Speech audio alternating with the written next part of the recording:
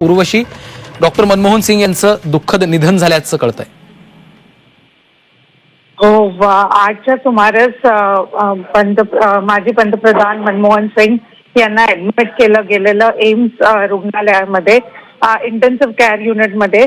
आता त्यांनी अखेरचा श्वास घेतला आहे. काहीच वेळात इथे सोनिया गांधी ही पोहोचणार आहेत. त्याच्या पहिले प्रियांका गांधी ऑलरेडी पोहोचलेले. जे.पी. नड्डा सुद्धा पण जे भाजपचे अध्यक्ष आहेत ते सुद्धा एम्स रुग्णालयात पोहोचले आहेत.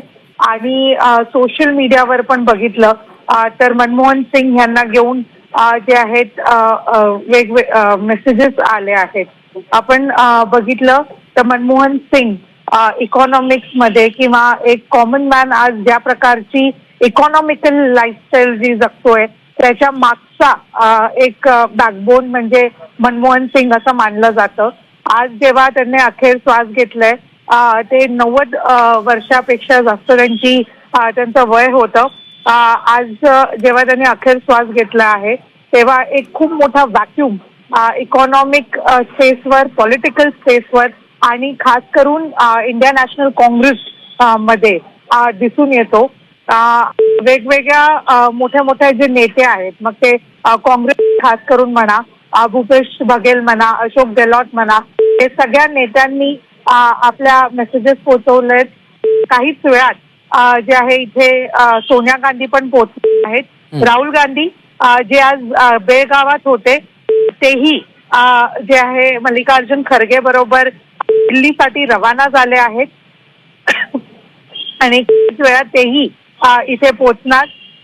मनमोहन हे देशाचे पंतप्रधान 2004 ते 2014 पर्यंत होते, जेव्हा इकॉनॉमिकली देशाची ग्रोथ एक चांगल्या वृत्तीने झाली असं समजून येत आहे.